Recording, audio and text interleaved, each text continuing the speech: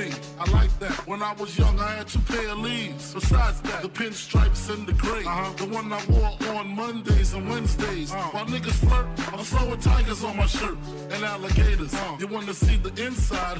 I see you later. They come the drama. Oh, that's that nigga with the fake. Wow, why you punch me in my face? Stay in your place, play your position. They come my intuition. Go in this nigga pocket, rob him while his friends watch it. And hoes clock it. Here comes respect. His crew's your crew, or they might be next. Look at they man, big man, they never try, so we roll with them. I stole with them, I mean loyalty. Niggas bought me milks at lunch, the milks with chocolate, the cookies, butter crunch, 80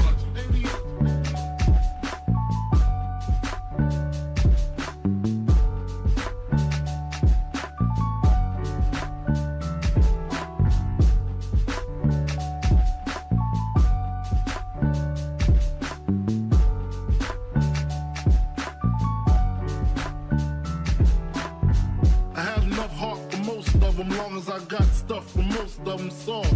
Even when I was wrong, I got my point across. They depicted me the boss. Of course, my orange box cutter make the world go round. Plus I'm fucking bitches ain't my homegirls now. Start stacking, dabbled in crack, gun packing. Nickname Medina, made the scenes, took my Ninas. From gym class to in-glass, pass off for global. The only nigga with a mobile. Can't you see like total? Getting larger in waist and taste. Ain't no telling where this felon is heading. Just in case, keep a shell at the tip of your melon. Clear the space. Your brain was a terrible thing to waste.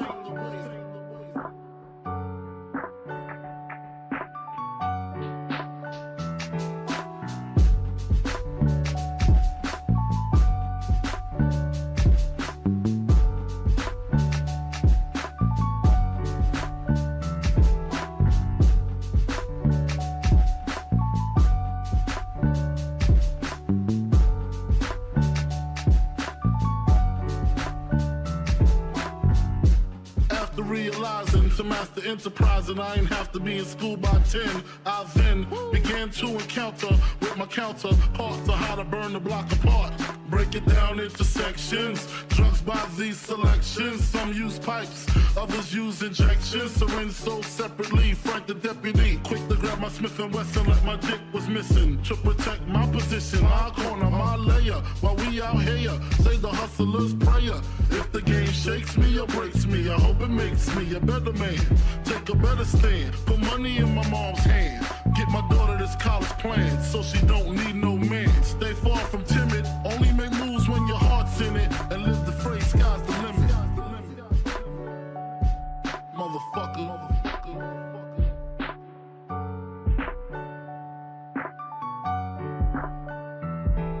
88.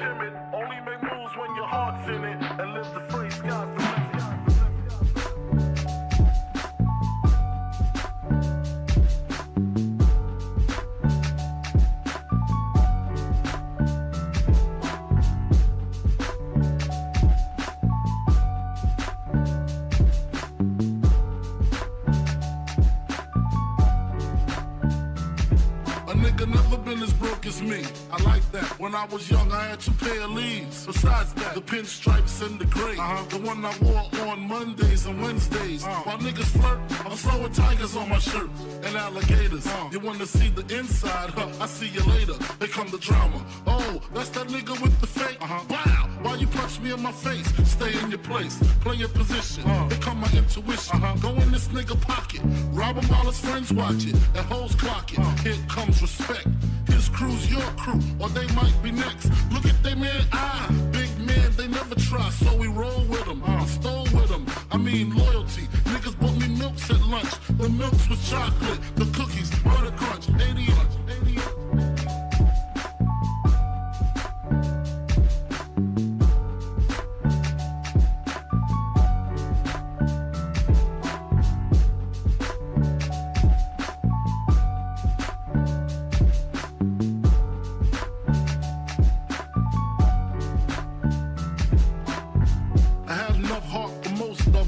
I got stuff for most of them soft.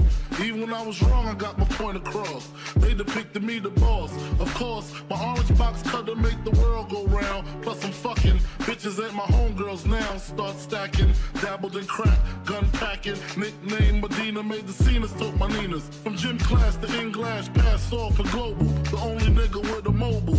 Can't you see like total? Getting larger in waist and taste. Ain't no telling where this spelling is heading. Just in case, keep a shell at the tip of your melon. Clear the space.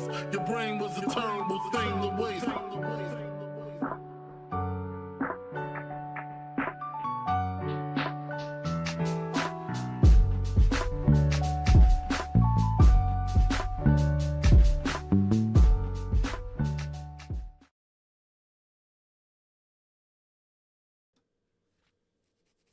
Him. God damn.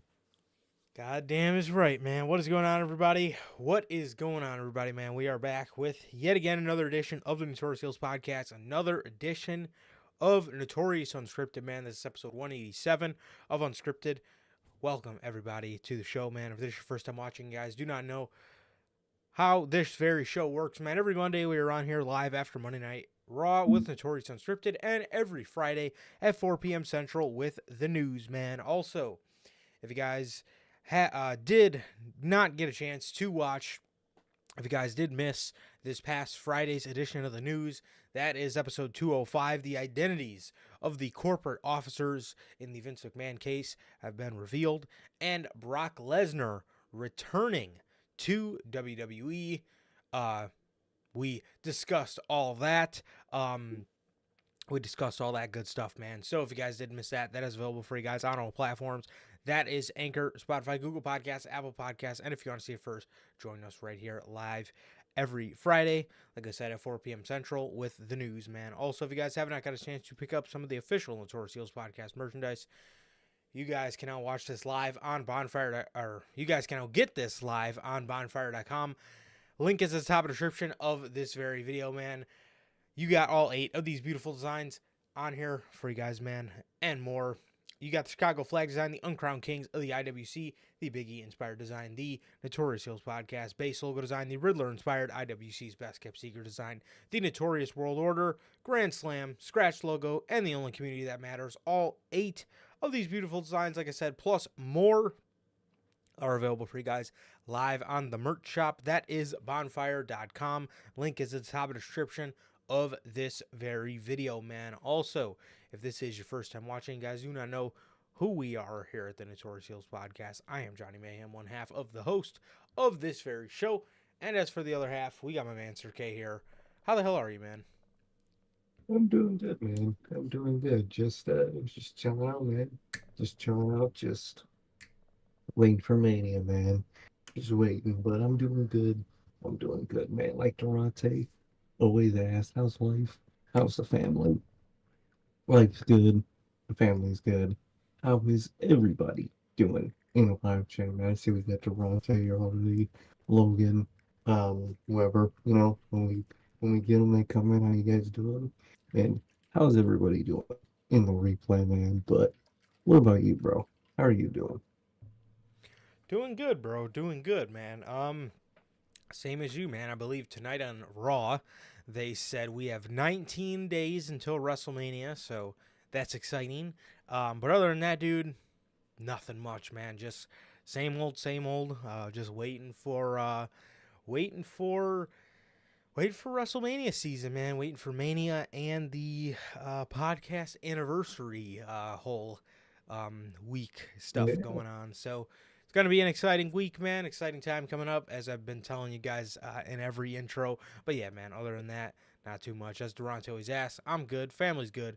What about you? Durante, Logan, Bell, how the hell are you guys doing? Whether you guys are here now or a part of the Replay Mafia, man, JT, JB, how the hell are you guys, man? And thank you, as always, man, for being here, bro. So, yeah, man, with that, it looks like you guys are doing good. Got to give a yeet for Durante. Mhm.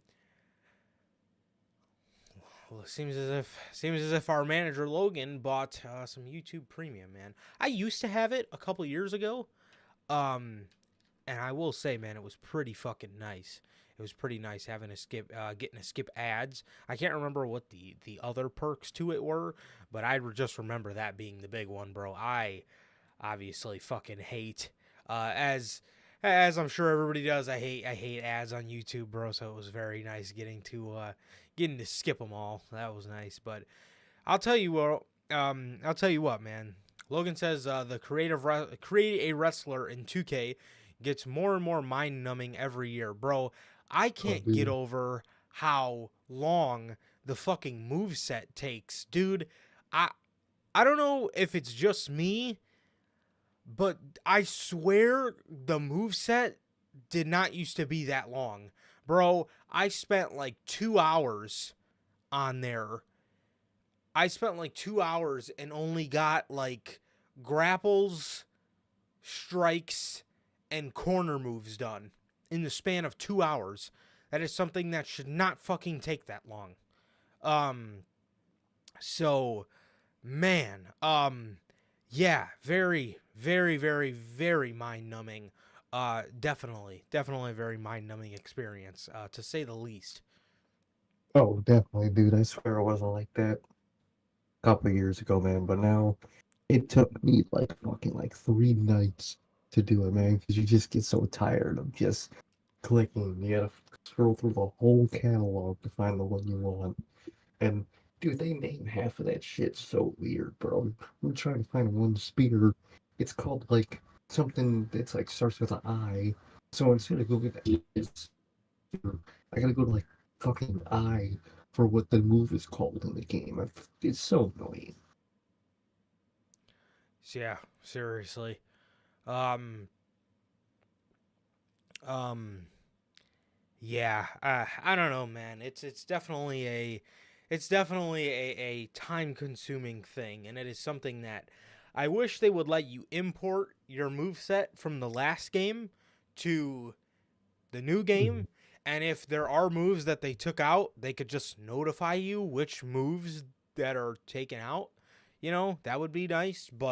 Um, but no, we have to go through this time-consuming effort every year. Other than that, other than that, 2K24 is very enjoyable. I still have not got the chance to run through the showcase because I still want to do that so I can unlock the Fiend and all that good stuff. I believe they got some old retro characters for like Rollins and Reigns in there as well. So I still want to be able to do that so I can unlock those, but I just haven't got the chance up until this point. Also got to get that 84 Hulk Hogan.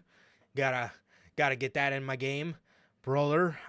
So yeah. Other than that, nothing. Other than that, nothing to complain about from me.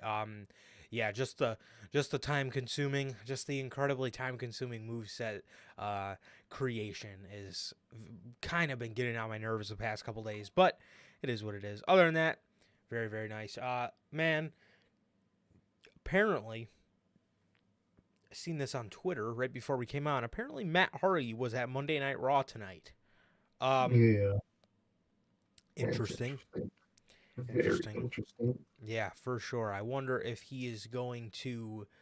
I wonder if he's going to be going back to World Wrestling Entertainment, man. yeah, it is very, very interesting, man. And I don't know, man. I guess they maybe at this point just gave up on adding the AEW championships to their Rolodex. So Probably, man. Yeah, but I don't get it. yeah, I don't know, man. I don't know. That's the thing with Matt. That's the thing with Matt. If he does come back to WWE, I don't know what he's looking for. Um, I nobody probably knows that other than like a couple people, but it all depends what Matt is looking for. I think in a backstage substance, you can use him for almost anything, and that's in any company. And speaking of any company, when it comes to in the ring, I don't really think any company. It's Matt Hardy. Yeah, I mean, you know, I love Matt. Matt's a legend in this business, bro. But at the end of the day, when your time is up, bro, your time is up, man. There's, you can't spend forever trying to get that magic back in the ring, man. I mean, once it's gone, it's just how it is, bro. Your time passed you by. Your time passed you by, and that's something that everybody goes through, bro. So some earlier than others, but I mean, it's time caught up to Matt Hardy, bro, and I just don't really think he's very valuable in the ring in 2024. So if he's going back to WWE, I don't really know what he's looking for. If he's looking for in the ring stuff to do, again, man, I don't think any company is really, I don't really know what any company can do with him, to be quite honest with you. Um, but No, yeah, literally, I really don't know what you could do with them. You know, growth and stuff is there, but like, what can you do with it at this point? You know what I mean? definitely. Definitely, man. And yeah, bro. So with that, that leads us to Matt's current home company, at least for the remainder of March, AEW.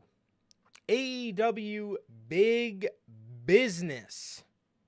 AEW Big Business, man. From Boston, Massachusetts, the TD Garden hosted Big Business last Wednesday night, man, and there's quite a few things to talk about, man. There's quite a few things to talk about.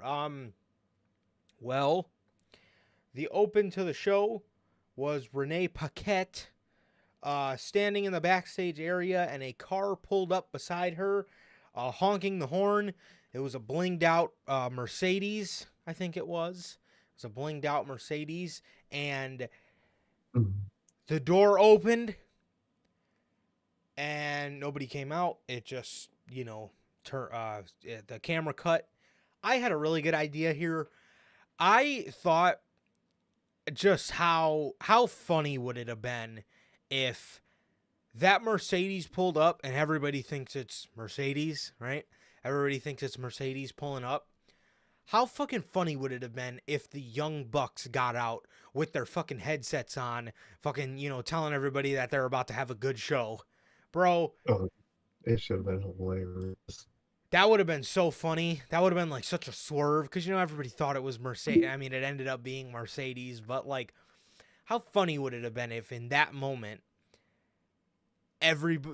obviously everybody knows what's on everybody's mind. It's Mercedes, and it was the fucking Young Bucks because usually they do that. They have a limo pull up during the show and they come out, or they have a car pull up during the show and they come out. I thought that would have been a really funny moment, a really funny kind of swerve. And then you still could have done the opening with Mercedes coming out. So the open to the show was the theme song, the new updated theme song of Mercedes Monet. Um, this was a Symphony Number 9 remix. I thought Walter was coming out on AEW Dynamite to give Eddie Kingston how to do some real chops. But seriously, man, a remix to Symphony Number 9 started playing, and out rang CEO through the letters on her Tron, and then the chant caught on rather quickly. CEO started playing, and then it was the opening to her song was kind of just the chant, and then it was her rapping, but you couldn't really hear her rapping. Overall, just from an entrance perspective, I thought the entrance was nice. I thought the entrance itself was nice. However, the theme song is okay. It's not my favorite Sasha Banks Mercedes Moné theme song. It's not my favorite one, but it's a good song. It's nice. It's decent. I do need them to raise the volume on her rapping though, because it literally just sounds like mumbles on a TV. Also, my other complaint with this whole entrance thing. Why the fuck did Excalibur sound so uninterested in her? Oh my god, Mercedes is here. Oh, the rumors are true. She's here in AEW. Now listen, I'm always very critical of Excalibur, but if I do gotta say one thing good about him, when CM Punk was in AEW, you could just feel the excitement off of him. He had to be so loud you could barely hear commentary over that. Mm-hmm. And he sounded so pumped for CM Punk to be in AEW, and that was probably the one compliment I'll give him. But here, I did not feel any of that excitement at all. He sounded as monotone as you can be. And he just did not exude the excitement, man. And I constantly say this. The only one that I can genuinely stand on that commentary team is fucking Taz. And he's great. The other two, I don't know where they're at half the time. I don't. Oh, no clue, man. Fucking Excalibur, man. Like, they didn't sound excited at all when she came out. They were just reacting to it like she's been on the roster for 2 years. And she, Yeah. like, returned after a Tony Khan 3-month hiatus. But, yeah, other than that, overall, like, the presentation, I like the Trons. The music, I really wasn't a fan of. I think it's alright, but it's literally just a chant, and that's like the whole Yeah. song. I mean, she's cousins with Snoop Dogg, and it's not like he hasn't worked with AEW before. So, is it that hard to make a song in a new original song? Or, I mean, yeah, I think Tony Khan blew all his money with her contract and Okada, so probably don't got much of that left to spend on a God theme song. But come on, but I mean, I like how the company, presented her, but her general presentation on Dynamite.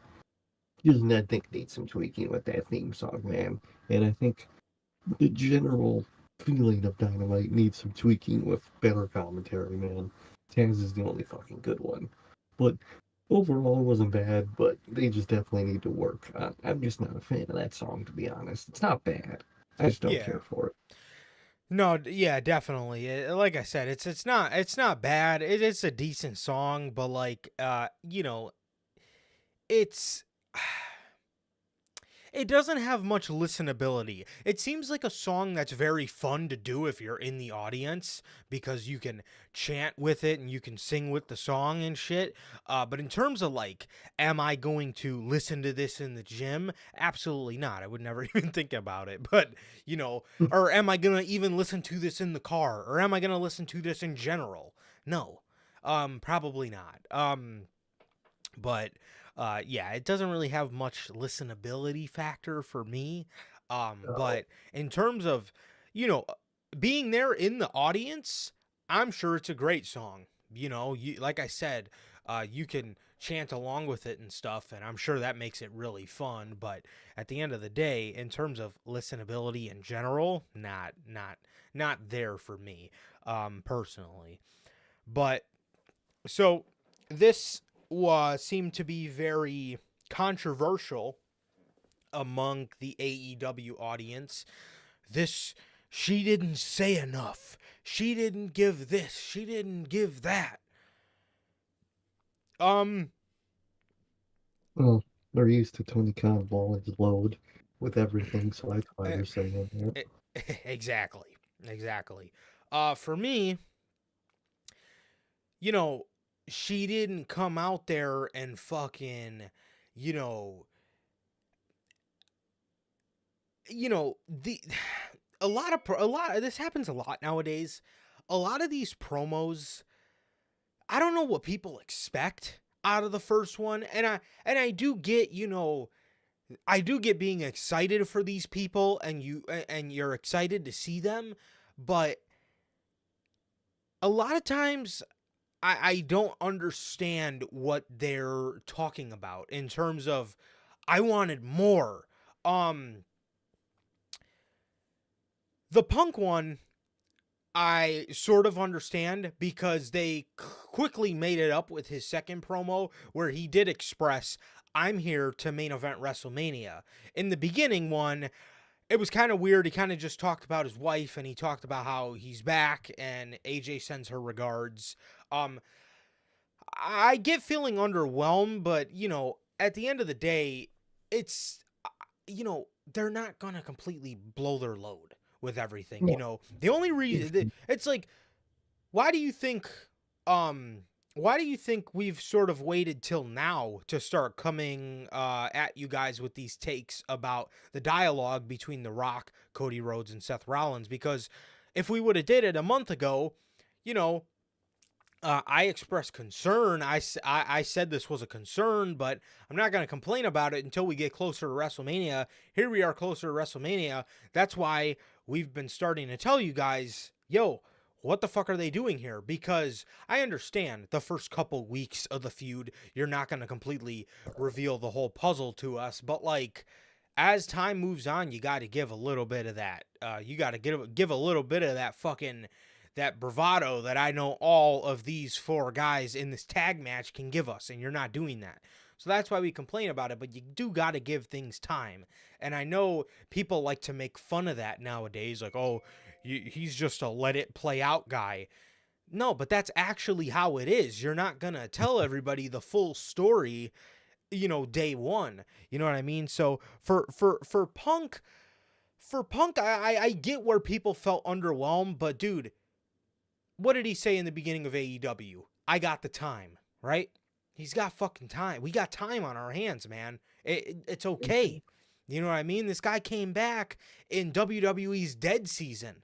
You know what I mean? He came back at end of November, early December-ish. And we all know how December is for WWE. So it's like, dude, what did you want him to go ahead and say? You wanted him to... See, here's the thing with Punk. You wanted him to say everything fucking the Monday after Survivor Series, and then by the time we got to the end of January, you guys are going to be like, oh, he said all that at the end of November, and he hasn't done anything since. His story's dead. Literally.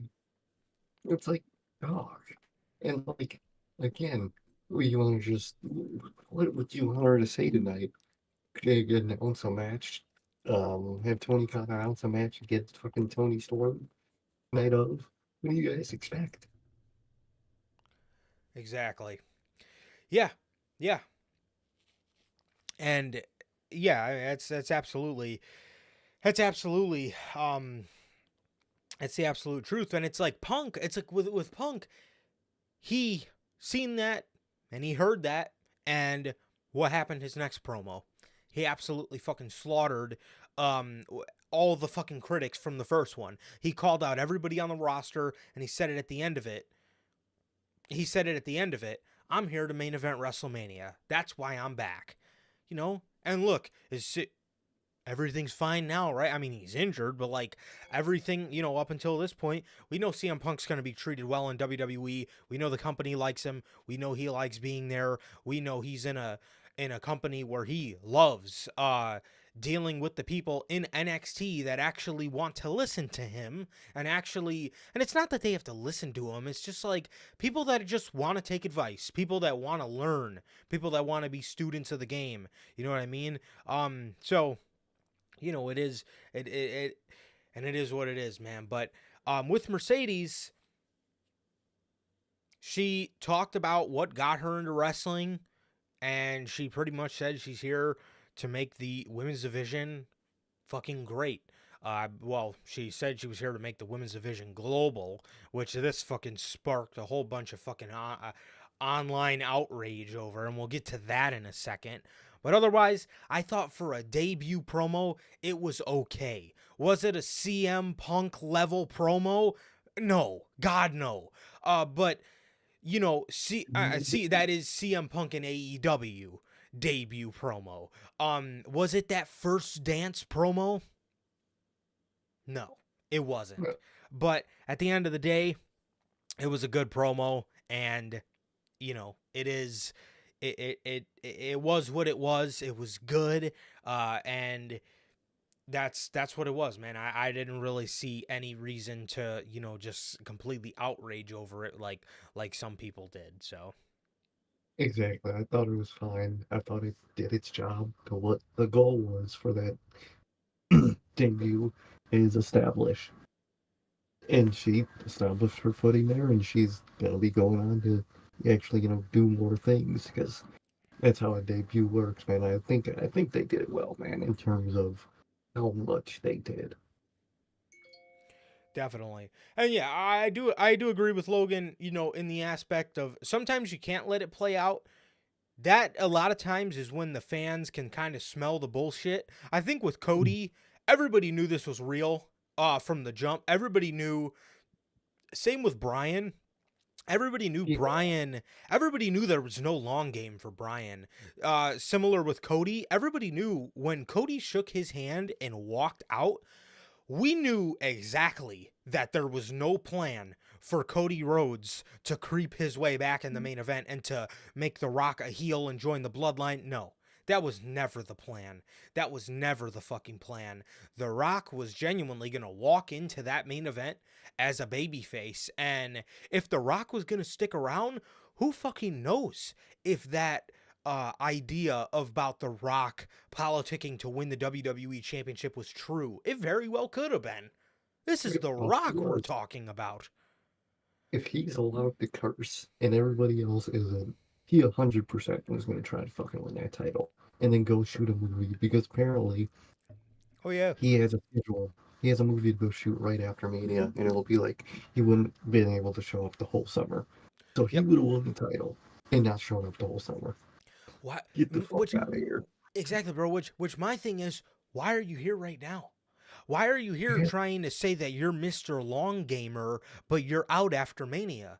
Dude, we can smell the bullshit off your breath, bro. You like to come in for WrestleMania season because it's good media, fucking, it's good media, it's good press, and then you leave.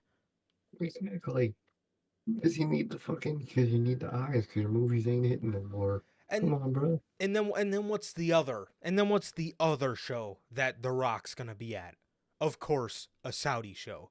You're back for the bag, and you're back for PR. Like Cody said tonight, you're back for your good PR situations, and you're back for your press and your media. That's why you're back, bro. We get it. We can smell the bullshit off your breath. So in that sense, we can't let it play out. But usually, playing things out are usually playing things out is when there's hope and there's hints at the company actually rocking with this story. But with Cody and with even with Brian at WrestleMania 30, in some situations when fans immediately smell the bullshit off WWE's breath or off AEW's breath, whatever, you gotta, us as fans at least gotta interject somewhat. So for that, I definitely understand. But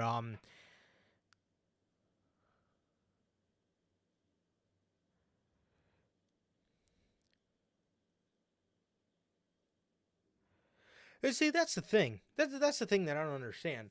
See, even the people in the PC that are lifelong wrestling fans, it's like, for example, if I was a wrestler, CM Punk is on my Mount Rushmore.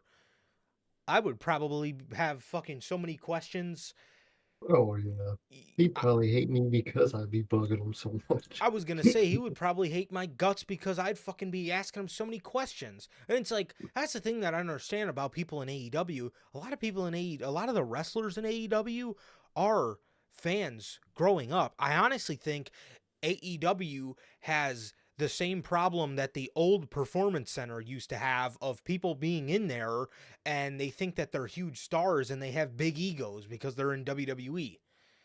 I think Exactly. AEW has that problem now. I think they got a lot of people that are given a huge platform and they think they're these ginormous fucking megastars in this industry and they're not. Exactly.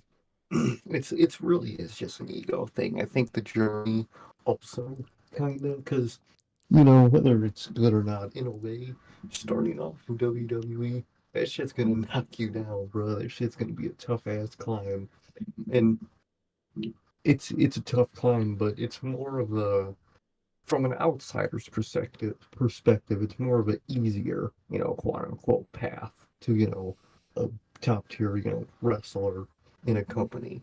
Most of those guys in AEW, they did take the indie path, and on the surface, that's a tougher path. So they get this weird ego of, oh, I had to go through all this shit to get here and blah blah blah. And I think, although I think it's good for a lot of people to go through the indies, Yeah. some people that went through it just get a big ass ego because they think they've been through fucking D-Day in World War II. Like, bro, you Yeah. wrestle on PWG, bro. You chose to wrestle for a handshake and a hot dog at the end of the day. Yeah. So that is that is that is that. That is that, man. So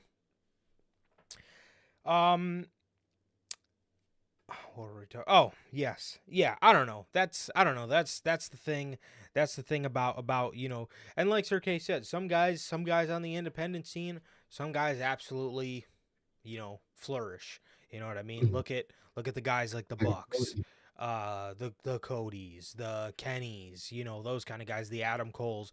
They come out as stars, but unfortunately, there are some people who, you know, they forget that they wrestled, like Sir K said, for a handshake and a hot dog. They forget they did that because they loved it, and they think because they did that that they're above people. It's like, no, dude. You did that because you wrestled in these, indie promotions because, you wanted you cared. You wrestled there because you cared and you wanted eyes on you, and you did it because you loved it. You know what I mean? And you can't forget that, man. You can't forget that. And that also doesn't mean that warrants you to get an ego about yourself. You know what I mean? So Exactly. I don't know, man, but It's well, it but says it's a Willow El Patron versus Nick Nemeth for the vacant AAA Mega Championship.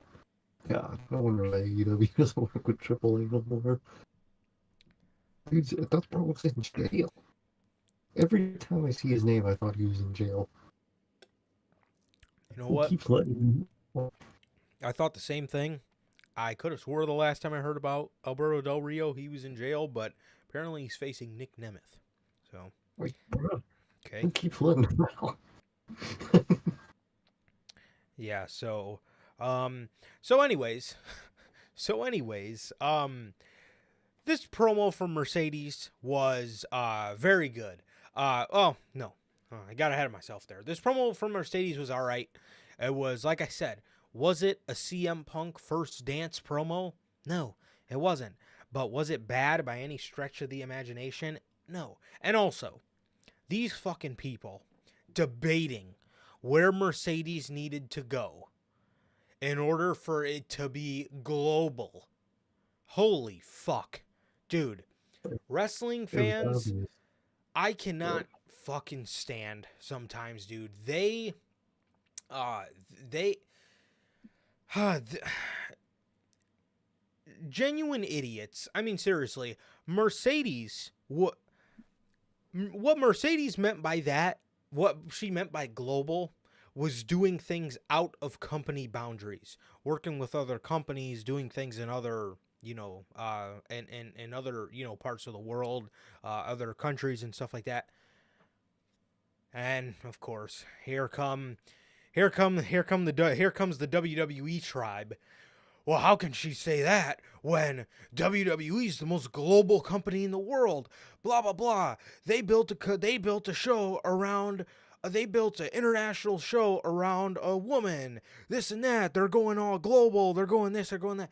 Dude, first of all, can all of you guys just shut the fuck up, bro? Oh, It's all she's trying to say is she's excited to work with international talent. And I know you guys would have a combative statement for that. Well, WWE has a great international dude. That's not what she fucking meant. And for the love of God, if she felt AEW was the right place for her right now, shut the fuck up. All you WWE people should shut the fuck up anyway, because she just told you over the weekend she's coming back there one day. So you guys will have her back one day. So why is this even an argument? Why are you guys even mad that she's in AEW when you know you're getting her back one day? I don't understand it, dude. Tribalism at its finest. What the fuck? tribalism, and it's something, wrestling fans do it a lot, but so does literally everybody that watches TV shows, movies. Media literacy is dead. The people don't I don't know if they didn't pay attention in English class. They don't know what context clues was. They don't know how to read a book and decipher what a character is saying. But dog, whether it's movies, TV shows, or, wrestling, whatever someone says is apparently, according to fans, literally what they mean. That is like, no, you have to infer what people mean when they say stuff. It's not just cut and dry. It's just, dude, this type of shit just pisses me off, man. Of course, it was WWE elitists, doing that shit, but like, dog, I see that shit everywhere, man. I've seen people on Twitter talking about fucking, this movie and how, this person, if you watch this movie, you're a bad person because this movie has horrible people in it. Like, dude, media literacy, especially in wrestling, is just absolutely dead. It's deader than kayfabe, easily. Yeah, for sure. So that was the opening promo to Mercedes Moné in AEW. I think she's going to do great. I think this is a pit stop on her journey to have WWE value her more. Mhm. Now don't get me wrong. I think, not that I think WWE won't value her, because I think she knows Triple H is going to value her more than almost fucking anybody will. But what I'll say about Mercedes, I think Mercedes needed to do this for Mercedes. I think Mercedes always wanted to come to AEW at one point in her career, and now she's making that pit stop. And WWE fans, it is okay. It is okay. She's going to be here, and she's going to make her stuff global, okay? And then she's going to go to WWE, and it's going to be international, like all you fucking fans want it to be. So it's okay. You're getting her back one day. It is fucking okay. And if you don't get her back, just watch AEW, because the fucking fact that you are tied down to one company for that is not contractually obligated is fucking weird anyway. So if you miss her so much, watch her on Peacock or watch her on fucking TBS. I mean, Jesus Christ. Not that fucking hard, bro. Or just watch the clips, bro. It really isn't that hard. Even in its peak of shitness, I still watch the WWE clips on YouTube. It's not that hard if you really want to watch someone. Uh, yeah, Literally. I hate that kind of stuff, Logan, bro. Logan says if you get a cup of coffee at Oh Starbucks, my. you're a fucking criminal because who the owners support. Bro, I'll never forget when they were trying to fucking when the fucking AEW elitists tried to do that to Punk. When they talking about how he fucking buys coffee so he's not a punk, dude. Twitter is insane, bro. That shit kills me. it's like, bro, first of all, motherfucker, all these people try to act like they are class act human beings when they are, okay, so if we put it into those kind of terms, they're fucking, they are fucking goddamn near harassing CM Punk for buying a cup of coffee. Doesn't that make you a cyberbully at that point? I mean, if you're really, since you guys want to put everything into terms, doesn't that make them cyberbullies? So that's allowed? Leave him alone. I mean, Jesus Christ, if he wants to buy fucking Starbucks, let him buy Starbucks. If he wants, like, it, it's so annoying. I hate the way, I fucking hate the way Twitter is, bro. That they put a term on everything, and they try to just, they just try to come at anybody for literally anything. Anything you do will be fucking looked under a microscope and Yes. scrutinized. Yeah. Yeah, and it's that stuff with Sammy Guevara too. Everybody tried to fucking re-dig up his grave because of some stuff Max Caster posted, which I don't even know why he did that. But at the end of the day, fucking Sammy Guevara didn't make the post. Literally. What the fuck? He doesn't control. Do you guys think that he's Max Caster's fucking PR agent? You think he controls his social medias? No. Max Caster made a post. People get mad at Sammy Guevara for the things he said when he was, like he said, back in 2020, I was a fucking young, dumb, immature fucking kid. I said some shit and I regret. And literally, the day all that stuff went down, Sasha Banks or Mercedes put out a tweet and she said that she spoke to Sammy. He called her after that and apologized. Like, oh, I don't get it, dude. That's Twitter for you. Twitter is just something else. Like, come on, bro. It's a fucking, yeah. That's what they act like, Logan. They act like people don't make mistakes, as if they themselves have never made an honest mistake in their life. And they also act like people can't change. Like in this instance with Sammy Guevara, he said what he said. He fucking is sorry about it. He changed, became a better person. And I mean, you don't hear him making them comments anymore, but according to Twitter, he can't change, and he's always going to be the person that they remember when he made those comments. I hope Mercedes is okay. Bro, No what? way. People going on Twitter saying, I hope Mercedes is okay. Oh, Oh my god, I hate Twitter, dude. Oh god. People, they are insane, dude. They really think like, I bro, don't even know. I highly doubt she was in the back. Fearful. Yeah, fearing for her life because Dude. she walked past Sammy Guevara, which he's suspended. I don't. Oh yeah. He's not even back there. Bro, at home.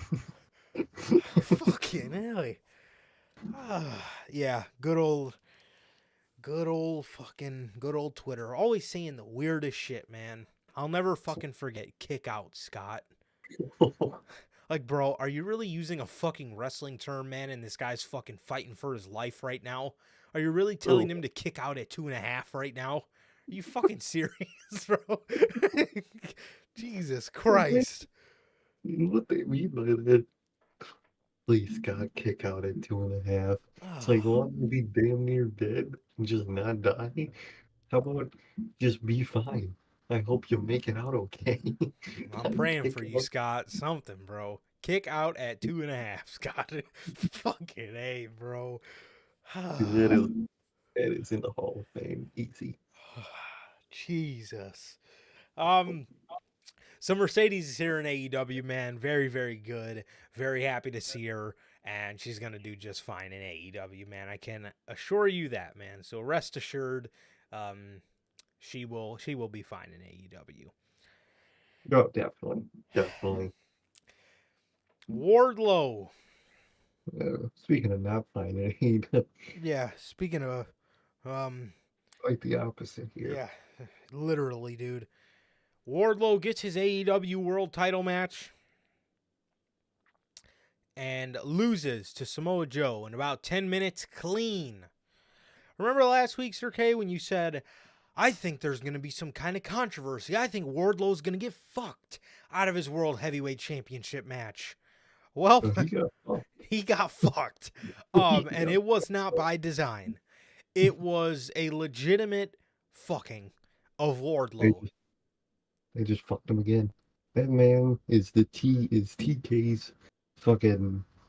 He's his favorite to just fuck up. He did it again. He's cooked again. It's over with for Wardlow, bro.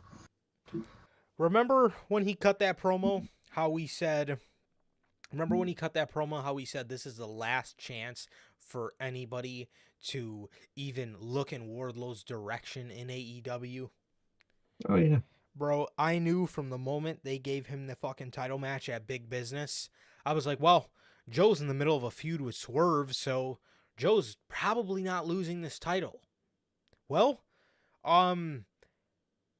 that happened, and I thought the Undisputed Kingdom, or there would be some kind of shenanigans, maybe a Swerve distraction of some sorts to get Wardlow to not, win the match.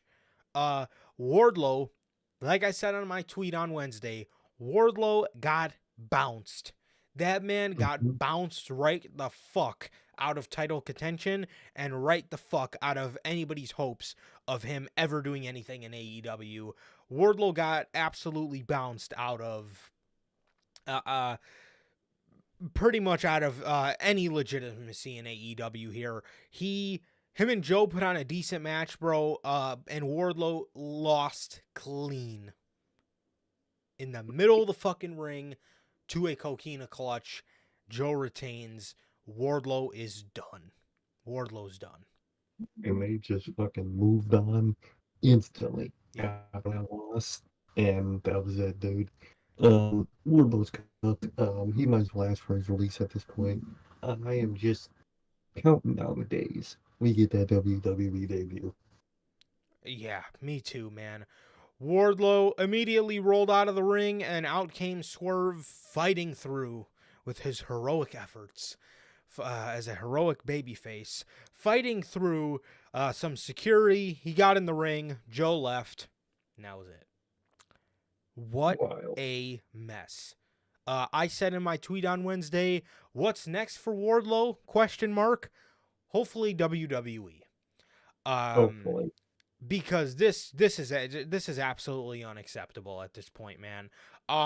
Get this man out of AEW. There will never be another moment in time where I take Wardlow seriously in AEW. What a mess. What a dud. What a complete booking failure this was for Tony Khan. I have never felt this bad for somebody in AEW. With the exception of maybe Malachi Black and Keith Lee. But even at that, I may feel bad for Wardlow more than I feel bad for them. But he's in that upper echelon of talent I feel bad for in AEW. Because it is not his fault. He is fantastic. This man is a WWE Productions wet dream. And here he is in AEW losing clean. After you built him up. So now what's the story? What's the story? Because the whole story was Wardlow's going after the World Heavyweight Championship to give it to Adam Cole. Now what's the Undisputed Kingdom's drive? Well, all they have left to do is just kick him. And he looks even worse at that point. What can you do from here? Exactly what you said they were going to do like a month ago. When the Undisputed, or like a couple months ago when the Undisputed Kingdom formed. They're going to try to retell the fucking MJF and Wardlow story with Adam Cole and Wardlow. He's already told the story.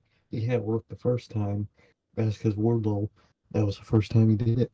It was the first possible singles Wardlow. And now it's fucking 3, 4, 5, 6 times buried Wardlow.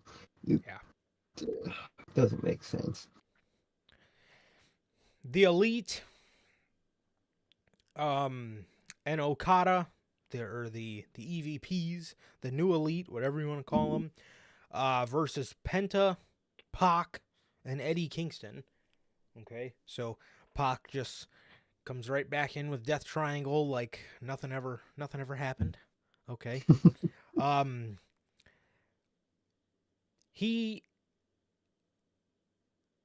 Which, actually, when they brought Pac back for Blood and Guts, he came back from that 7-game series, the Elite, and he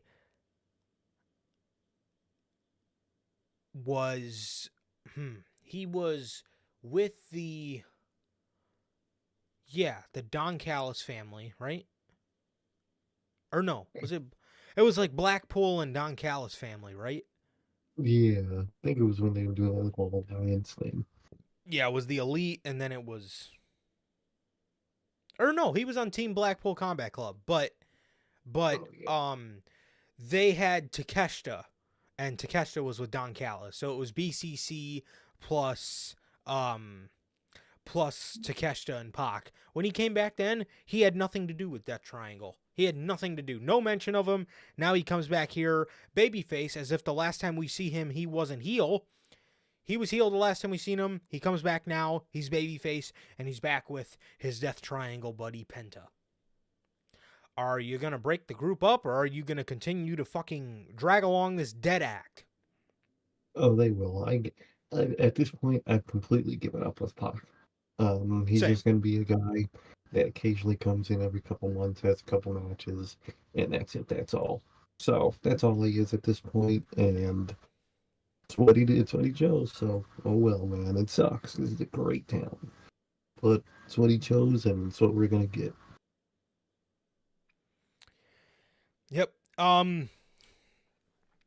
Nicholas Jackson low blowed Eddie Kingston when the ref wasn't looking. Okada hit Eddie Kingston with the Rainmaker and beat Okada pinned Eddie Kingston to secure the victory for the Elite, and these guys win.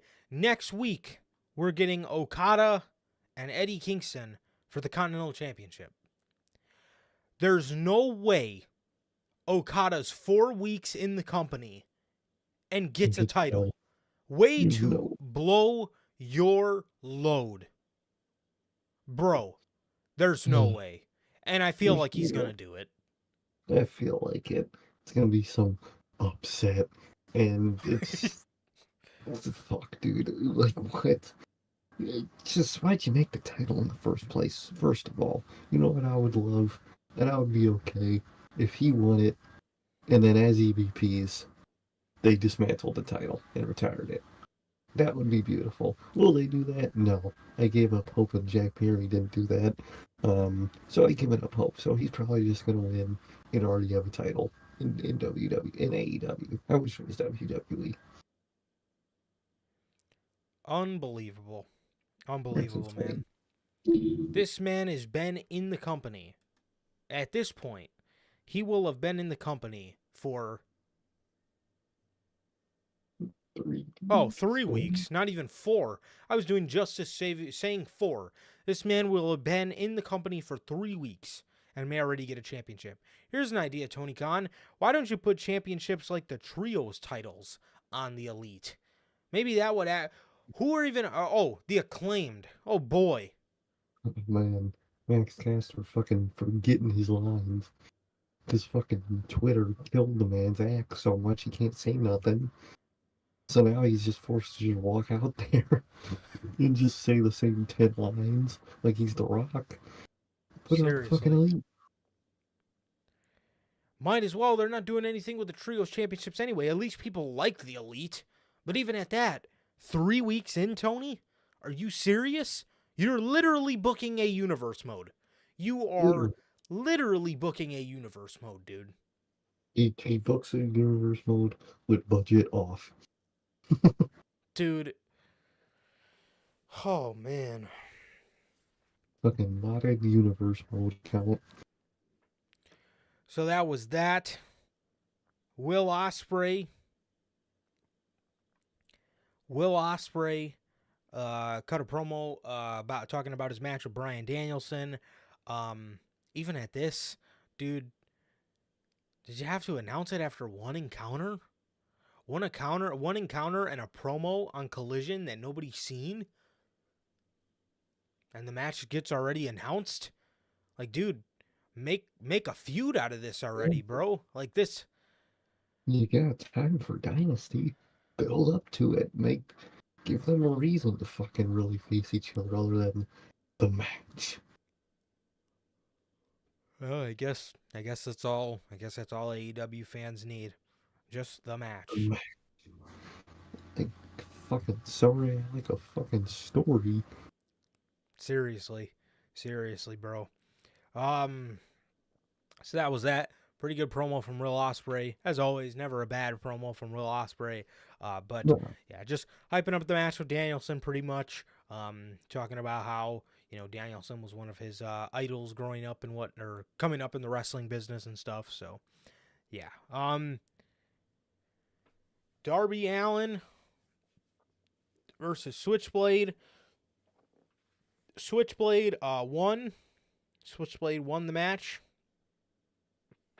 Kind of capitalizing on, all of Darby's injuries. Excuse me. Capitalizing on all of Darby's injuries and whatnot. So there was that. Yes, Darby Allin, I believe, went to hit a coffin drop on the outside, and he just hit the ring apron. And as soon as he got into the ring, he got hit with a Blade Runner. The Bang Bang Scissor Gang the Bullet Club part of Bang Bang Scissor Gang. The Guns and Jay White got Darby in the ring. They were attacking him. They were gonna hit his leg with a bat and put him out of action. And the Acclaim came out. Max Caster and Anthony Bowen start walking Darby away. Billy's still in the ring with Bullet Club, and they hit him with a chair. And then the Acclaim got in, and they beat the shit out of them. They got Darby back in the ring and did the whole chair foot spot, which is quite ironic because Darby Allin actually broke his foot on Wednesday, and he's going to be out. So he won't be able to climb Mount Everest on, I believe he said the 27th he was leaving. So he won't be able to climb Mount Everest. And it's a sign. Good fucking people on bro, he wasn't gonna die. People do it all the time. Fucking weird ass fucking rich people do that shit. I'm pretty sure Darby Allin can do it. yeah. Ugh, this shit was killing me, bro. No man, it was a sign. It was a sign. Bro. Darby shouldn't do it. Ugh, good old Twitter for you, man. Just gotta be fucking weird. Yeah. What a pretty odd coincidence though, dude. Literally 10 days beforehand. What are the odds he breaks his foot? That's just shitty ass luck, dude. I'm telling Seriously. you. Seriously, bro. Hopefully it wasn't the foot they did in that chair spot. Other than that, I'm not That shit probably hurt, bro. Oh, he was probably sitting there thinking, damn, that shit shouldn't hurt that bad. The fuck? he was probably thinking to himself, damn, I thought that shit was just a spot. Real. Seriously. So that was that. The Bang Bang Scissor Gang is broken up. Who cares? Trios world titles are still on, the Acclaimed and Daddy Ass, and they're probably going to fucking Bullet Club Gold next. So now you thought they were bad with the Acclaim. Now you can really fucking kiss the belts goodbye. Oh, literally. And they already have trios belts, the 6-man ROH titles. And I just know what Tony Khan's gonna do at this point. He's gonna fucking the Acclaimed.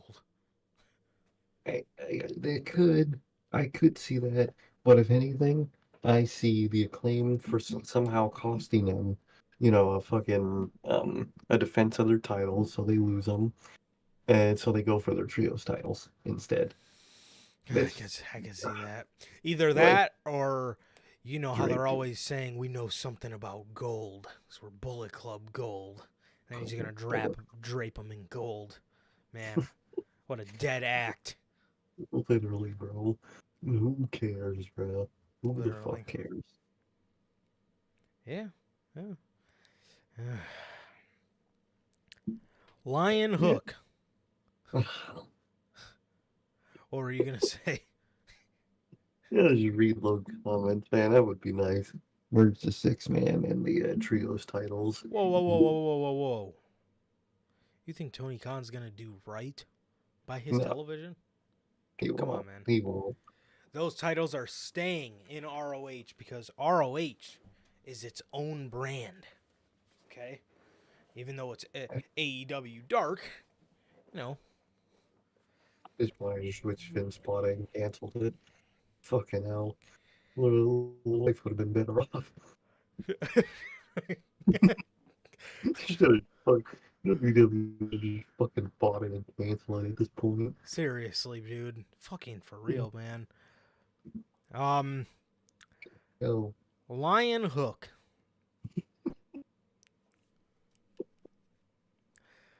Chris, bro. You're having another one of them years, man. Oh my god. this man, it's this probably got to be one of his worst yet, bro. Bro's just doing shit, and it sucks. Dude, oh, this shit is so bad. This shit he's doing with fucking with Hook, man. Here this week at Dynamite, bro, they create a tag team called Lion Hook. Dude, it really makes me think sometimes, man. All they fucking like have Hook in AEW for is to come up with some Hook fucking merge tag team name that, sounds cool to the marks, because they're gonna go and buy the Lion Hook and the Hookhausen and the There was another one. I forgot which one. I uh, know he was in another one. Jungle Hook. Jungle, that's what it was. Jungle Look. I mean, what are you gonna do next, man? War Hook? You gonna call them the Buried with him and Wardlow? I mean, come on, man. What? Fucking hell. Orange Hook? Switch no. Hook? Switch Hook. Fuck, Gold Hook. Who's that? Him and Goldberg? No, him and Bullet Club Gold. Oh God. Oh. Oh. Cologne. I don't know. I don't know, man. They beat the Gates of Agony, and I'm still trying to find anybody that cares. And now we're gonna face each other this week. Oh. Yeah, I don't know, man. And then there was a backstage segment afterwards where Jericho said he needs to test himself to see if he's still good and face Hook. If you need to test yourself to see if you're still one of the best on the roster, I'm sorry, but Hook is not on that fucking list of guys you need to test yourself against. No. With that fucking roster, you can go to almost anybody else and get a better test than Hook will give you. I'm sorry. But all he is a suplex and a bunch of bad booking. It's all he is. Literally. So, I don't know, man. I don't know. But that is the... Please fucking get this guy in NXT so somebody could teach him something other than a fucking suplex. Literally, dude. Get him in that PC for the love of God. What a dud. And then the main event. Willow versus Riho. Wonder why this was the main event. Willow wins. The House of Black, or whatever they call themselves, Julia Hart and Sky Blue, came out afterwards to attack Willow. And the CEO, Mercedes Moné, came out and helped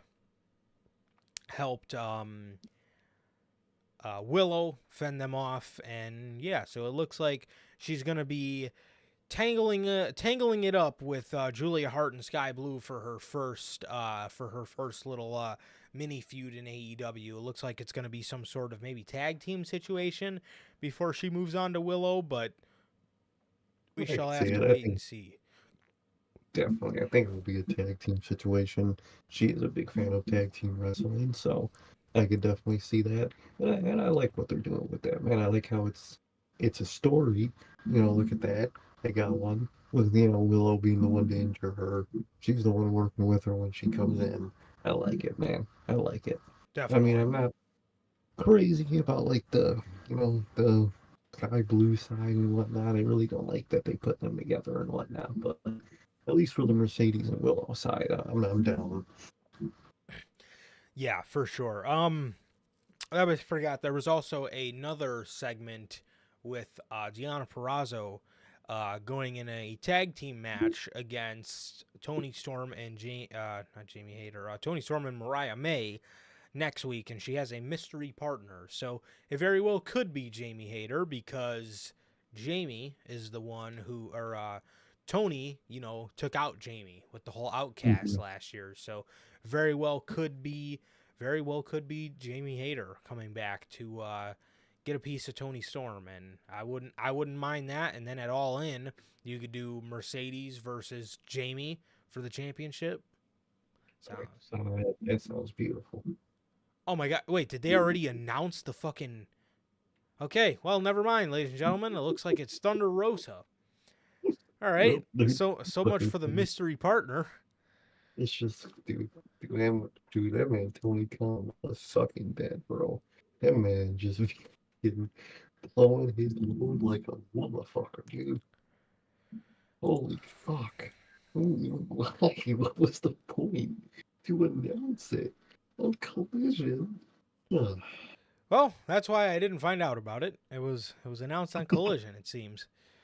The only thing I Um. saw on Collision was fucking Nigel asking if Daniel Bryan has missing chromosome. That's all I remember. That's all I heard about from Collision.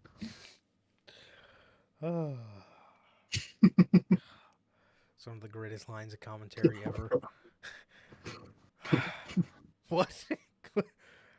Well, guys, Bryan faced Shibata on Collision. Bryan Fuck, faced dude. Shibata. Edge revealed what was in his case. It's a bat named Spike, his new toy, and it's a bat with a bunch of nail spikes. I never really get like mad at how Edge is in AEW because at the end of the day, he's just having fun, Yeah, with his best friend on his yeah, last run. But for sure. he'll get his fucking ideas, bro. Oh, that man is Edge is a funny guy, dude. He really Like, is. Spike. Fucking Spike. I love Edge, dude. That dude just be doing shit. That man, he really does, bro. He really does. That man, bro, just trying to have a blast out here. Um, Kyle O'Reilly defeated bounty hunter Brian Keith in his debut match back on fucking Collision. After this, Kyle O'Reilly did some sort of backstage interview where he was confronted by Katsuyori Shibata. This led AEW fans in a complete outrage. A good outrage. Well, for them, it was a good outrage, saying, "This is why WWE doesn't have a chance. This is why this is unfair to WWE." Huh? Generational match coming. Ugh, dog. So, I, I Shibata don't know. versus Kyle O'Reilly makes this whole company warfare unfair to WWE, to you people? That's the reason? Like, I'm sorry, dog. I'm glad he can wrestle again, and it ended up working out for him. Really am. It's great to see. Same. But, dog, I don't get the hype of the guy. I really don't. You don't get the He's hype just of the wrestler? a generic New Japan guy. He just wrestles. And, like, not even super interestingly wrestles. He's just a wrestler. When, like, literally that's your whole fucking company. So you're not special. I don't get it, dude. I don't see the hype. I really don't. So you gotta just spend Kyle O'Reilly's precious time with Shibata. Could have at least spent it with Spike. Come on, man. Come on, Yeah, bro. when you fucking did that spike shit, I was thinking about. I think it was. Was it one of the Rumble? I forgot if it was like a Rumble match or something, or just at Rumble, or one of the random WWE pay-per-views he was on. When he came out in that fucking disco helmet, that was like the disco helmet skull Oh, for that was Mania. fucking. It was. Oh my god, it was Yeah. Mania, dude. It was. He came out to the fucking the disco ball from fucking live action Scooby Doo movie. Dude, that shit was legendary, bro. Or when he came out with the lucha mask at Clash at the Castle. Those uh, fucking glasses. I think the glasses the were at glasses were Royal Rumble. SummerSlam. Oh, That was SummerSlam. when he came back to fight the Judgment Day, and he fucking came up, and it was all the fire, and he was just sitting there wearing the sunglasses. It was like 8 o'clock in the evening. It was fucking Yeah, it was. dark out, Bro couldn't see shit under those. I just know he couldn't see a fucking thing under those sunglasses. dude. It's just hilarious, dude. Oh, he really is, bro. Now he has Spike, his new toy, that he carries Fucking around in a fucking rifle case for some reason. so about to get tackled at the airport. Oh, man. Gotta love Edge, bro. Oh, I love that guy. So, Friday Night SmackDown. The smaller things that happened on tonight's show. New Catch Republic made their way in a tournament. I guess they're doing some sort of tournament to get the guys into the WrestleMania match. Even though, doesn't SmackDowns have a tournament type style when the guys on Raw are just doing a qualifying match?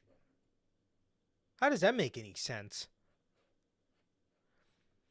New Catch Yeah, Republic, I believe, go on to face Legado del Fantasma to see who gets the match, to see who gets in the match at Mania. They're doing like a whole little tournament over here. Meanwhile, the guys on Raw are just getting qualifying matches. So, at least keep it consistent between who's doing what. seriously, I don't get the point behind that, but whatever. Logan Paul, it gets confirmed that Logan Paul will be facing Kevin Owens and Randy Orton at WrestleMania. And it gets confirmed that LA Knight will be facing AJ Styles at the show. That's fucking lame. What are you guys doing here, bro? Why? How do you not do LA Knight versus Logan Paul? Unless you're saving it for SummerSlam so Logan Paul can lose in Cleveland. I mean, yeah, maybe, but like, I, I don't know what they're doing here. I really don't understand the point. You should have just listen. I like the tag ladder match that's happening, but it made more sense to just do the U.S. title ladder match. It really did. Oh, 100%. 100%. It absolutely did. There's a lot of guys that are at that mid card level that could have done wonders in the U.S. title ladder match at WrestleMania. It's 100% made more sense. All the multi-man situations that WWE could have done this year, and they didn't capitalize on any of them. You could have did Sammy in the World Heavyweight title. You could have did Gable in the IC title match with Sammy and Gunther. Like I said, you could have did Sammy with Seth and Drew. You could have did those two are pretty much the more just logical ones. But well, unless you ask Liv Morgan fans, then you'll have to deal with Becky, Rhea, and Liv. But you get my point. All these other multi-man situations they could have went with, and the one triple threat they go with for WrestleMania is Logan Paul, Kevin Owens, and Randy Orton. What? Why? Who wins that match? You know what I mean? I would think Logan Paul, so he Yeah, can go into Cleveland as a champion. You would think. Probably. But I don't know, man. I don't know. Jimmy Uso accepts the challenge from Jey Uso. He says yeet here tonight. So he's lucky Roman Reigns was not around. Heard him saying that. And The Rock does a rock concert where he is babyface to Memphis. Okay. So, are we babyface? Are we heel? What are we doing here, man? What the fuck are we doing here, Dwayne? I don't even think he knows. What a mess. Honestly, what a fucking mess. What a mess this was. Yeah. So Dwayne did another one of his classic, stand there and put the spotlight on himself and bury everybody else. It was your typical rock concert, man. Yeah, I don't know. It doesn't really do anything for me. It's same old rock stuff, man. Literally, bro. Every time it's just the same couple catchphrases. Him pointing at the goosebumps on his arm, fucking looking at the crowd. It's all the same thing every time with that guy. Yeah. I don't know, man. So that was pretty much SmackDown.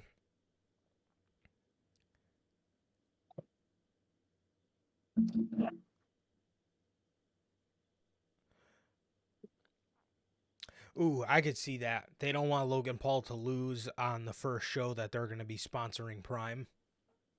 That is true. I could see that. For sure. So, Monday Night Raw. Moving over to Monday Night Raw, man. Jey Uso opens the show. He calls out Jimmy. He says he knows the bloodline is in the building and he knows how they roll. So, get on out here. He calls out Big Brother Jim. Jimmy goes out there and Jey Uso says, "Look, man, I miss you." He says, "Say what you want. I don't hear from you no more. I don't travel with you no more. I don't talk to you anymore. And I miss you. So you can come back." He tells him, you can come back home with him. And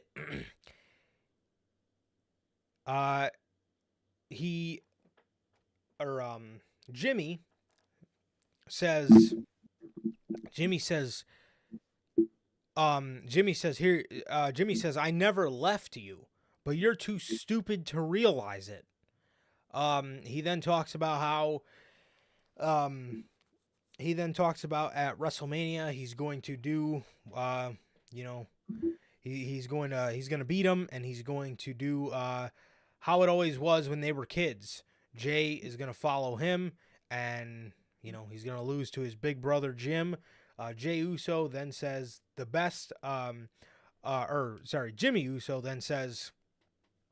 Jimmy Uso then says the best moment of your career was when you main evented WrestleMania, and it was all because of me. He says it was all because of me. And then Jay says back to him, "The biggest moment of my career will be when I beat you at WrestleMania 40. And he hits Jimmy. Solo distracts. Jimmy hits him with a super kick and lays out Jay. Very quick and to the point promo in the opening here, but very, very good. I liked what they did here in the opening in the opening promo. Pretty much the first promo, face-to-face promo these guys have done against each other so far in this Mania build. Definitely, man. Definitely, I like what they did there. I just like the story, man. I think it's pretty good, and I can't wait to see how it, develops over the next 2-3 weeks for Mania. Definitely. I wonder how, Solo will be involved in all this. Because he's kind of like the outlier in all these stories. He really is. Nothing going on, nothing to distract him in Right. each story. I wonder how that's all going to play out. For sure. Yeah, it should be interesting. It should be interesting to see what all Solo does um throughout the WrestleMania show itself. But um Cody Rhodes comes out to help Jey Uso to fend off the bloodline, and that was that. That was the opening segment to the show. Very, very, very enjoyable, man. I liked it a lot. Definitely. DIY versus the Creed brothers in a qualifying match to WrestleMania 40, the tag team title ladder match. This match was very fucking good. This match was very good, man. The crowd came alive. The crowd came alive for this one, man. Julius Creed is fantastic, man. He went to do that spot where he has Tommaso Ciampa in the ankle lock, and and Gargano comes up and he does the one-armed power bomb like he did to Jagger Reed and Rip Fowler. Remember those guys? Like the spot he did to them didn't quite go as planned. He didn't really have too good a hold on Gargano, so he kind of had to let Ciampa go there for a second to fully, complete the move, but still looked pretty cool nonetheless. Dude, they had them in a double ankle lock spot, bro, and they turned it around. They rolled the Creed brothers onto their stomachs, and Tommaso Ciampa and Johnny Gargano did the old double submission revival spot. Hell yeah. So there was that. They were trading roll-ups in this match, and Brutus broke up Ciampa's roll-up, and then Johnny Gargano super kicked Julius Creed.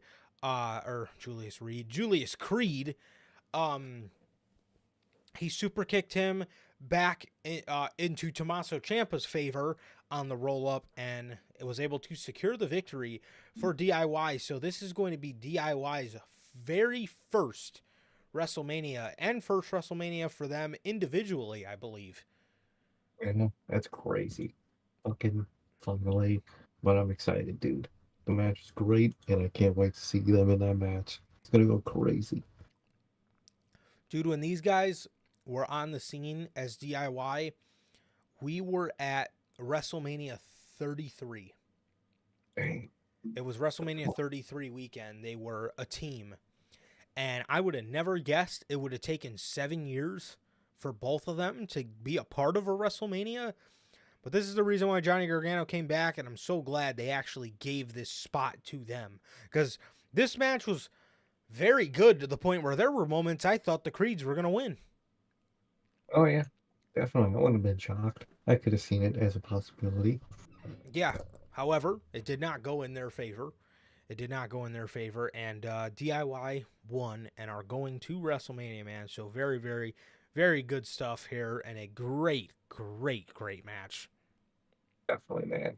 Phenomenal. Judgment Day was in the back with Andrade. They told Andrade that they will be watching his match next week to see how he does, or I don't know what they're gonna do here with Andrade. I don't know. I have no idea where this story is going, to be honest. And I feel like if anything, they think they're scouting Andrade. Maybe Andrade's scouting Dom for him to join him in whatever he's doing. Could be Maybe. something. That could be something. Logan, are you talking about DYI? Fucking Michael Cole, man. According to Michael Cole. DYI. Gotta love Cole. Fucking DYI. Cole's hitting him tonight. He had another one. Yeah, Katana Chance. Katana Chance. Candice LeRae injures Katana Chance in order to win the match, as she looks like she's going heel, and Indy Hartwell kind of doesn't know what to think about it, man. I know what I think about it. I hope they're actually pushing Candice LeRae because this shit is pretty dope. Definitely, man. I hope this is finally the Candice LeRae push. Fuck, I can't talk. That we never got in NXT for a while on the main roster. I hope we're finally getting it. Oh, yeah, I love Triple H. He's great.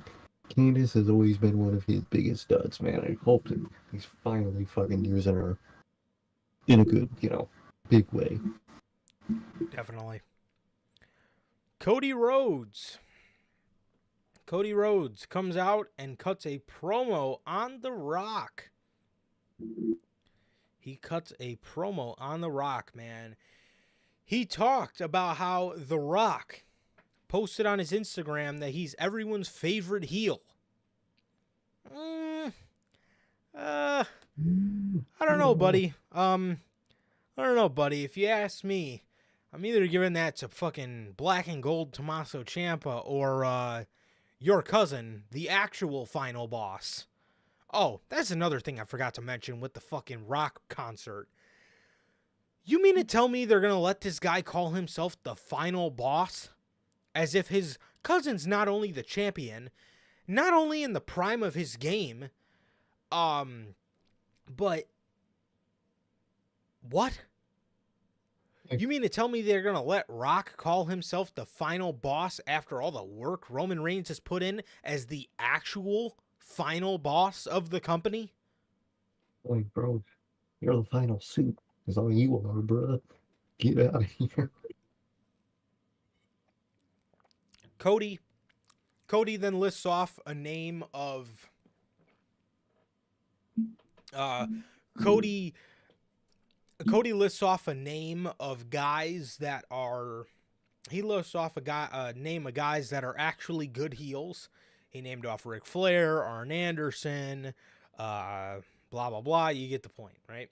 He says, The Rock, you're not the only thing you are to me is an asshole. So this was a decent start to the promo. I liked it. Way to I was and there are some nitpicks for me in here, but we'll get to those in a minute. But he starts off with calling The Rock an asshole. So at this point, I was kind of like, okay, all right, Cody, I see. So somewhere. Cody tells The Rock. Cody tells The Rock that you poke fun at me for shedding a tear when I was talking to my friend Michael Cole last week about finishing the story. But haven't you been crying behind the scenes the whole time after they started chanting something you didn't want them to? Talking, about we want Cody. Because you thought this was going to be great PR until it wasn't. He tells The Rock he wanted to create good PR so bad by saving WWE and saving WrestleMania. He doesn't realize WWE needs him more he doesn't realize he needs WWE more than WWE needs him, and this house doesn't need any saving. He tells The Rock the TKO people are yes men and enablers, and no one tells him like it is, so Cody says he will do just that.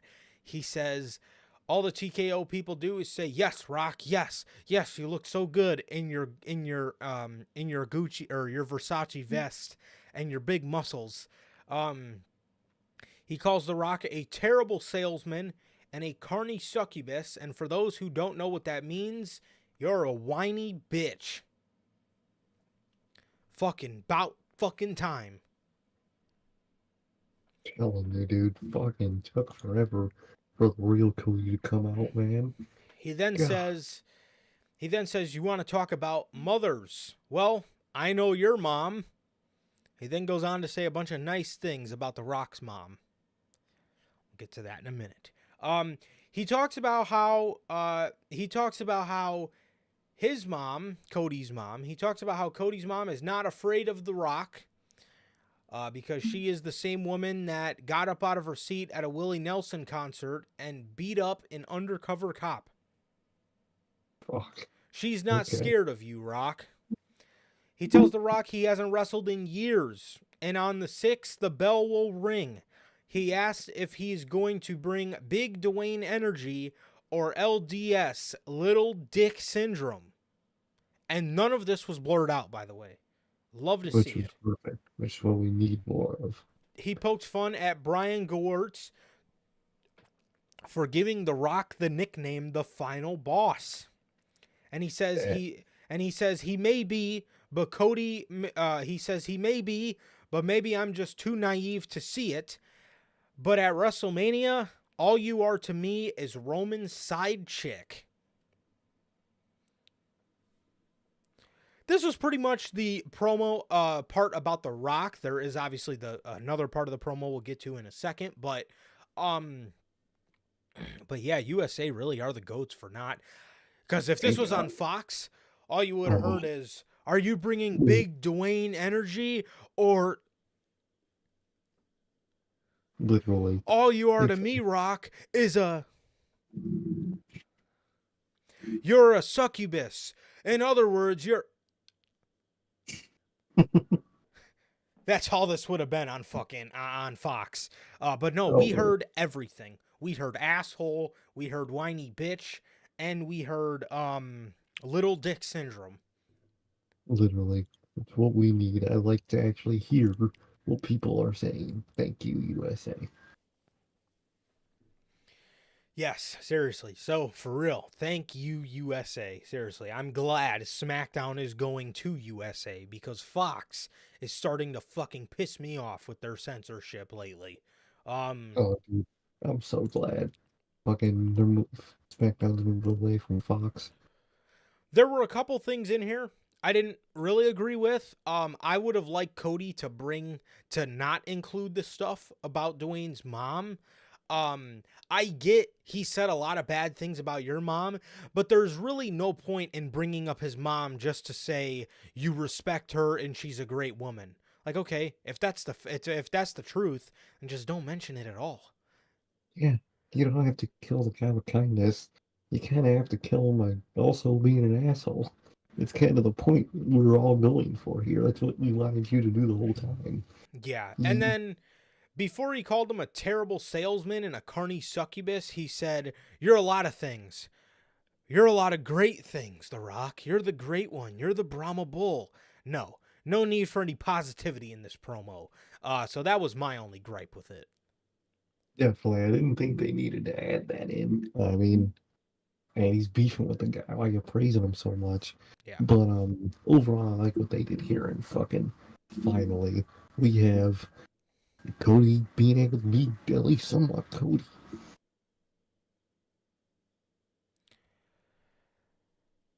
Yeah. I don't know. Saying or you know, like Logan says in the comments, he could have easily mentioned The Rock's mom and then mentioned how it's going to be sad that The Rock's mom is going to have to see what Cody does to her son come April 6th. Something. I mean, what was the point of, I know your mom, Rock. I respect her. She's a great woman. What? Bro, what was the point of that? Yeah. Everything else, though, he knocked out of the park. This was a little bit of that fire I wanted to see from Cody Rhodes from the very fucking beginning. Finally, he says something back. Finally. It took him forever. Yeah, no kidding, bro. No kidding, man. So that was that. Paul Heyman then comes out after he calls Rock Roman's side chick. Paul Heyman comes out and he says, Cody, Roman Reigns, the tribal chief, says that he will be coming alone Friday. No member of the bloodline, with the exception of me. But I am no physical threat.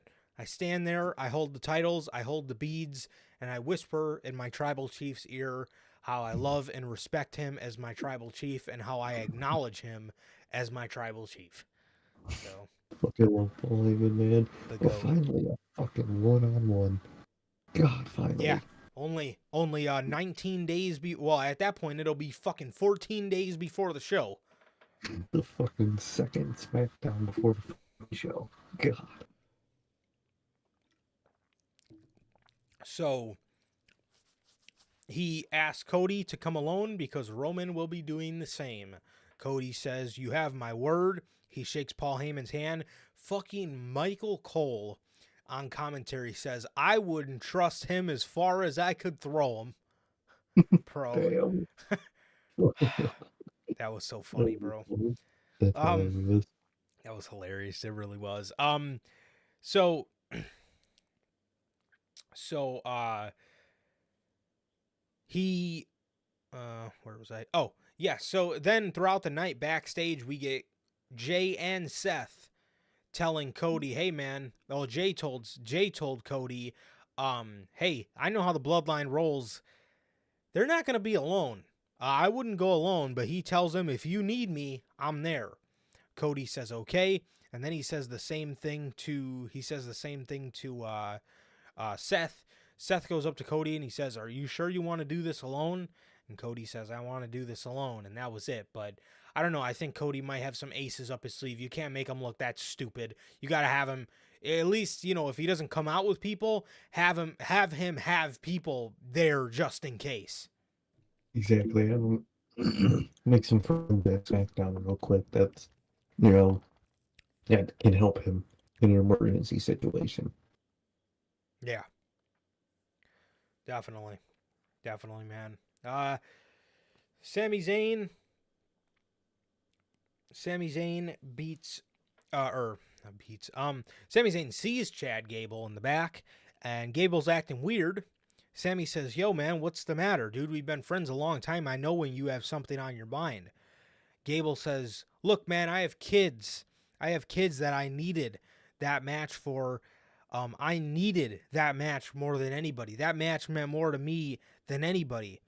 Sami Zayn says, "Look, man, that's not fair. I went through a lot to qualify for this match. I have a son at home, and he gets mad every time dad loses as well. So you saying that you're the only one that the match meant something to is unfair. It's unfair to me." And then Gable says, "Look, Sami, you can't beat Gunther." Sami just got this look on his face like, "Damn, fuck you too." So Gable walks off and Sami's sitting there. Yeah, this was some really good stuff, man. This was some really good stuff. Gable, mentioning his kids, saying, they don't like I don't like to they don't like to see dad lose. Sami then saying, "My son doesn't like, his baba to lose either." He cries and stuff. So very good stuff. Very good stuff here with Sami and Gable. I liked it. Ricochet defeats Dirty Dominic. That was that. And then the IC title contract signing. Sami Zayn gets on the microphone. And he says, "Look, there's been doubters throughout my whole career. Some people didn't think I would make it to WWE. Some people didn't think I would make it to the main roster. Some didn't think I would be champion in WWE. Some people didn't think I would main event WrestleMania. And I've done all that. Do you think if you asked one of the Usos if they thought I would be the one to end the record-setting tag team title reign, they would tell you no. And a year later, I'm going to do the exact same thing for the Intercontinental Championship." Gunther then laughs. And he pretty much just talks down to Sami, tells him, when I look into your eyes, I know you can't beat me. And he tells Sami that he can see the doubt in his face, and Sami's kind of looking off into the distance, and kind of he's a look of realization is setting in his eyes. And Gunther goes to leave, and Sami then says, "You think, Sami says, "Gunther, come back." He gets in his face and he says, "You think that I'm doubting myself? will look again. He says at WrestleMania 40, I am taking you down.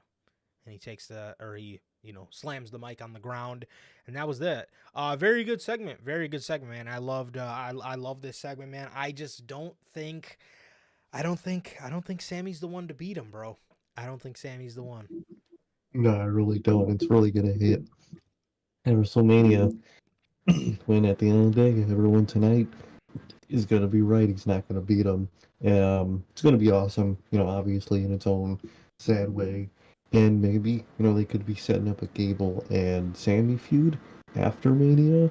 Maybe Triple H pulls that Johnny Gargano, where he's Gable's just so you know fucked up from this whole situation. He doesn't do good things. And he could hit that Johnny Gargano in NXT type of story, and I think they could do something like that, man.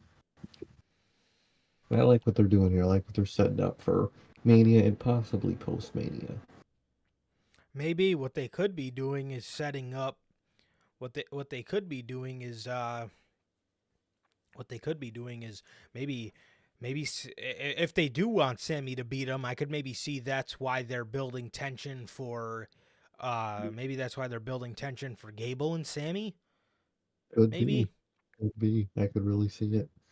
I believe they did have another run-in backstage because Sammy stormed to the back and the cameras followed him all the way to DIY and the Awesome Truth. And Veer and Sangha came by, and R-Truth turned around and he said, "What's up?" to him. And he said, "Man, I feel bad for who's got to face them guys." And it was him.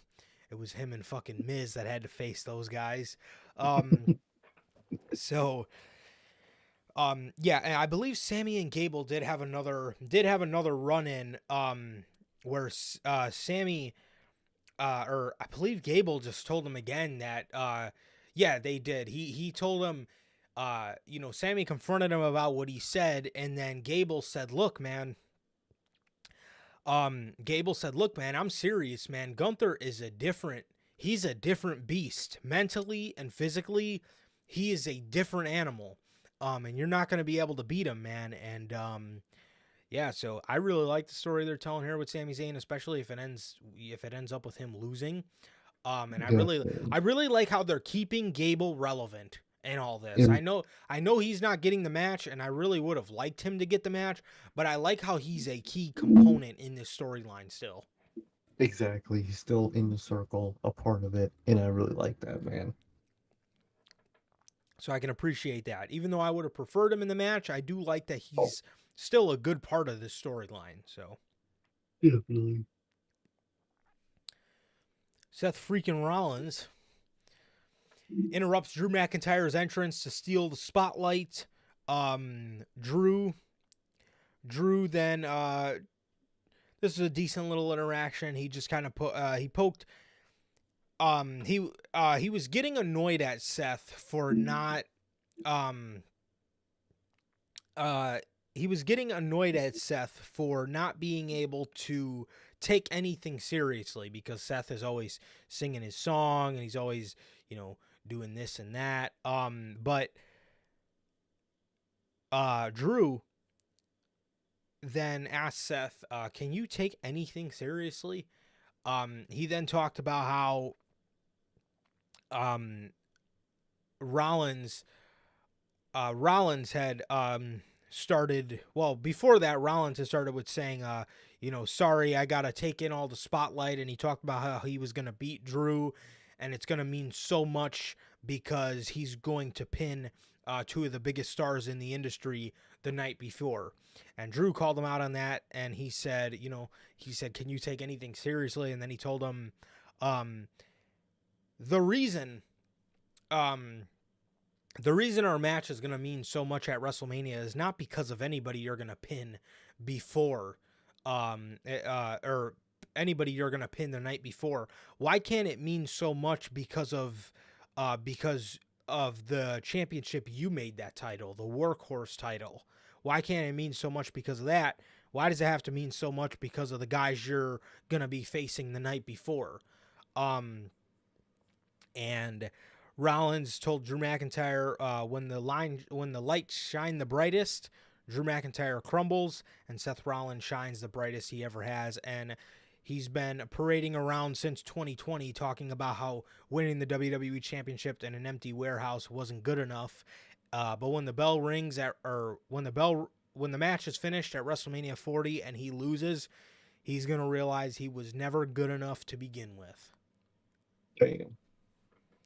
Definitely, I like what they're doing here. I definitely see a character switch coming when Seth loses that title and we start that process post Mania. I think after Mania, he will start to move away from the whole, clothes that he wears and all that stuff. I think they'll slowly be moving or changing, his character after Mania, after this loss.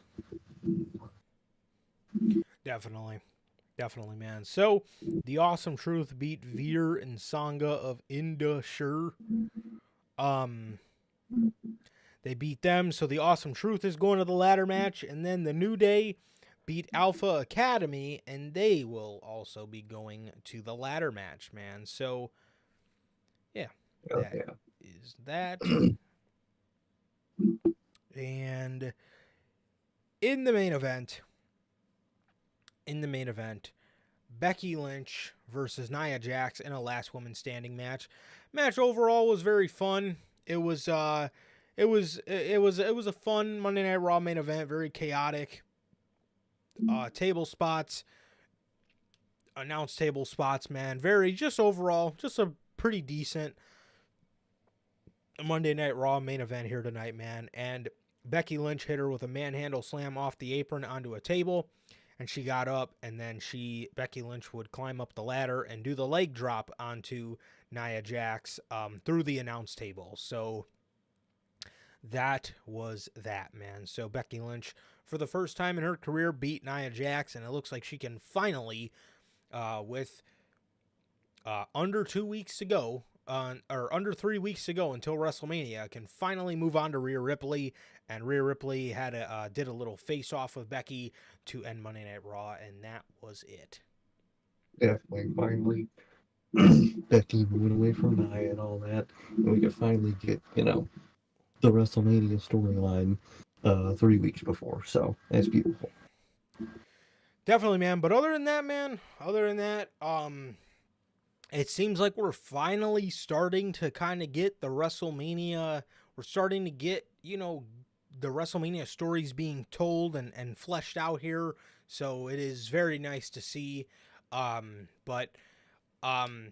a lot of stuff is going very good, man. And I cannot wait to talk about fucking the Rock, and his preferential treatment on Friday, man. I cannot wait to talk about all that good stuff, bro. But other than that, that is pretty much going to do it for this week of wrestling, man. Definitely, man. Definitely. Yep, and that is going to do it, everybody, for episode 187 of Notorious Unscripted. Thank you guys so much for joining us here tonight. Thank you guys so very much. It means so much. And with that, that is going to do it. And it has been always, always, always a pleasure for my Johnny Mayhem. Nice, okay. And that is going to do it for this edition of the Notorious Heels Podcast. Ladies and gentlemen, another great edition of Notorious Unscripted. Ladies and gentlemen, please like, comment, and subscribe. And we will see you guys on Friday with the news. Peace.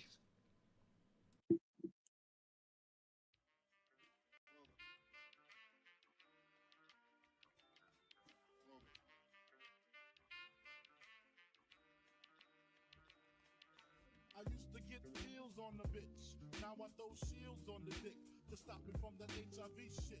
And niggas know they soft like a Twinkie fillin', playing the villain, prepare for this rap killing. Biggie Smalls is the illest. Your style is played out like Arnold when what you talking about, Willis?